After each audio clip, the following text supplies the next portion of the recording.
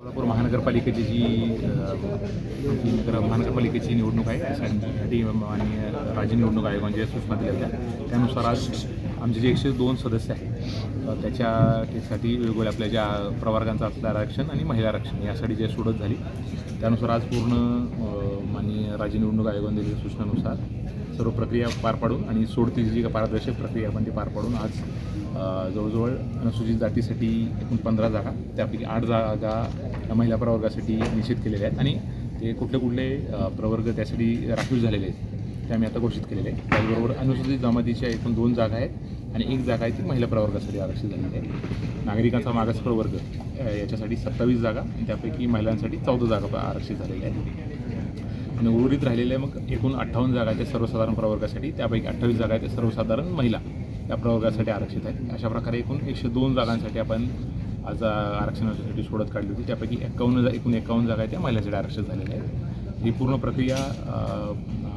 पार पडलेली आहे आणि यासाठी आपल्याला कोणतेही आक्षेप असल्यास आमच्याकडे आम्ही आता जास्त या पद्धतीने अनाऊन्स केलेले आहे. पुढचे काही आपल्याला जे विविध वेळ दिली त्या विविध वेळेमध्ये लेखी स्वरूपात कुठली प्रक्रियेबद्दल आक्षेप असेल आम्ही आता ते आमच्या वेबसाईटवर आणि ह्याच्यावरसुद्धा आम्ही जे पूर्ण वाढनिहाय जे 4 किंवा 3 सदस्यांचं जे काय पोस्टनिहाय आरक्षण आहे ते आम्ही जाहीर करत आहोत. कुठले आरक्षण असलं मला लेखी स्वरूपात आमच्याकडं सादर करावं आणि त्यानंतर त्या जे काय आक्षेप आले त्याचा मग आम्ही लेखी उत्तर देऊन आमच्या गॅझेटमध्ये ही जी पूर्ण प्रक्रिया आहे त्यानुसार ते प्रकाशित केलं जाईल आणि पुढची काही यानंतर आयोगाचे जे पुढे निर्देश येतील त्यानुसार निवडणुकीची प्रक्रिया राबवली जाईल. सर 58 केले म्हणजे 3 जागा ओपनच्या वाढल्यात, SCची जागा आणि OBCच्या 2 जागा कमी केल्याचं दिसतंय. म्हणजे अनुच्छेद 243 ला तुम्ही छेद देताय असं वाटतं का?